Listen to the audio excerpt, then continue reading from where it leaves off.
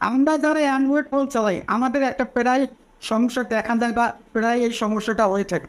Display কালো হয়ে গেছে, ডিসপ্লে সাদা হচ্ছে, ডিসপ্লে দেখা যাচ্ছে না কিছু লুতের আকৃতি দেখা যাচ্ছে। এ ধরনের সমস্যা যদি আপনার হয়ে থাকে বা এ ধরনের সমস্যায় যদি আপনি পড়ে থাকেন, তাহলে আপনাকে আর যেতে হবে না সার্ভিস সেন্টারে, আপনি নিজে ঠিক করতে পারবেন। কীভাবে ঠিক করবেন চলুন দেখিয়ে দিচ্ছি, শিখিয়ে দিচ্ছি। ভিডিওটা দেখে যদি ভালো লাগে অবশ্যই টাইম লাইনে শেয়ার করে অনেক বন্ধুদের দেখা সুযোগ করে দেবেন।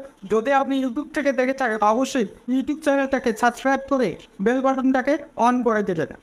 আপনার মোবাইলে ডিসপ্লে কখনো যদি কালো হয়ে যায়, সাদা হয়ে যায়, কিংবা কোনো কিছু আপনি দেখতে পারতেছেন না, ভূতের আকৃতির মতো দেখা যাচ্ছে সবকিছু, এ ধরনের সমস্যা হলে আপনাকে যেতে হবে না কোনো সার্ভিস সেন্টার, আপনি নিজেই ঠিক করতে পারবেন।